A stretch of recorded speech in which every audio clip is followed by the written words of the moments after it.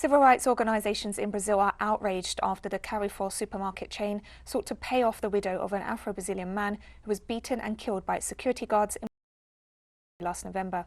Our correspondent Brian Mier has the story.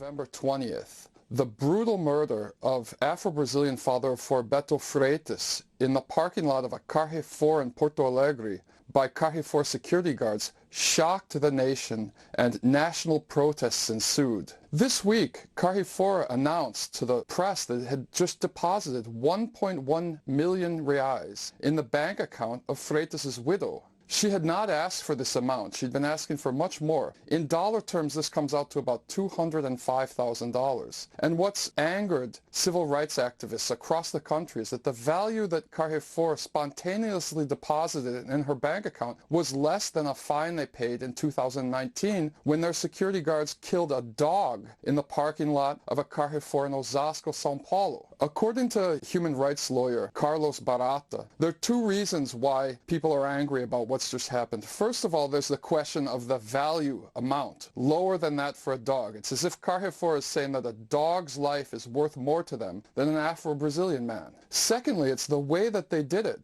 They announced that they'd made the deposit to the press before his widow had even found out about it. She lives in a favela in a poor section of Porto Alegre with a heavy organized crime presence, and she told her lawyers that immediately after the news hit the media, people started knocking on her door asking to borrow money. Now, Brazil has a long history of lottery winners being kidnapped, mugged, or even killed after the news of their winnings reaches the press. So they've basically put her personal security in danger. Pressure is mounting against Carrefour, and the hope is that this fight can go internationally so that Carrefour can be pressured in France so they can be shamed for giving such a low amount at a moment when the family of George Floyd just received $27 million from the Minneapolis city government. The black movement in Porto Alegre is considering this offer from Carrefour to be a disgrace.